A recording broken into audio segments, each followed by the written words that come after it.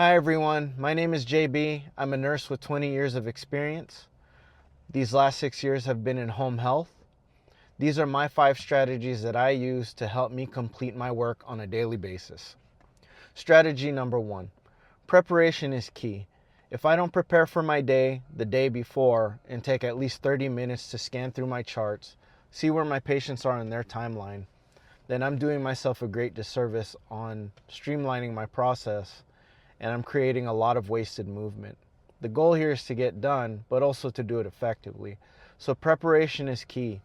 Make notes, make bullet points, scan through all your charts that you have for the day, and target those things that you need to get done when you go and see the patient.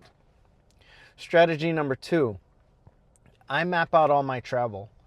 So when I know where I'm trying to go, especially the day before, I'll go ahead and GPS all the coordinates on a Google map just to see where everything's plotted. I don't like to ping pong back and forth from city to city if I'm traveling.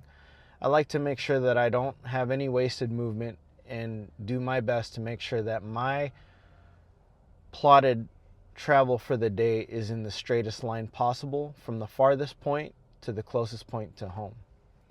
And that's strategy number 2. Strategy number 3 is I complete about 80 to 90% of my charting within the home, and then right as I get out of the home, I leave enough room for me to try and finish as much of the chart as possible before I get to my next patient's home. It's really important that all your ClickBox charting and all your assessment charting is done while you're in the visit. That's very important because when you want to try and recall on all that information after the fact, you're not going to be as accurate as you are when you freshly get out of the visit. So it's very important to make sure that you strive for shooting for 80 to 90% of your chart to be completed within the visit. So that way you have less to worry about outside of the visit. Strategy number 4. Strategy number 4 is this. I have processes and systems in place for every diagnosis that I run into. Most of these are going to be variations on the same type of diagnoses, so you're going to have to cater that plan of care towards the patient still. But you should have a good understanding and grasp of diagnoses management, medication management, and teaching for those patients, and know how to approach the information for the patient. Strategy number 5. Now this is a very big one and a very important one. Most people take their work home to finish. I do my best to avoid distractions and treat my car as the mobile office that it is, especially in home health.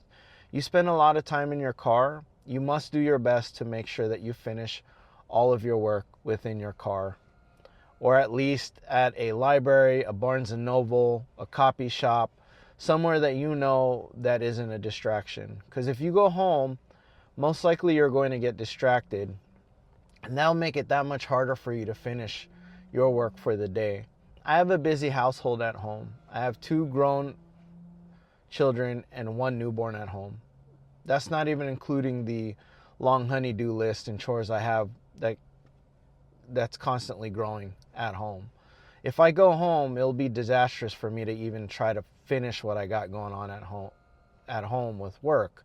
So the best thing to do is streamline all your processes, from planning out your day, getting through your visits, working with your patients, making all your calls and documentation, and just having majority of all of that done before you even step foot in the home.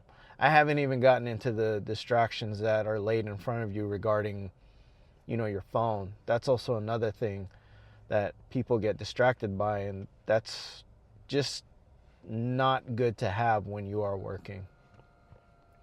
And these are the 5 strategies that I use to help me finish throughout the day, so that way I don't have any carryover to the next day. If you like this video, please like and subscribe. I have more videos coming up.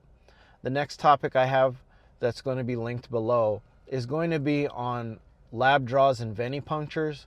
That's going to be a series that I'm going to be putting out on my approach with what I do for lab draws and how I approach the venipuncture. Thank you.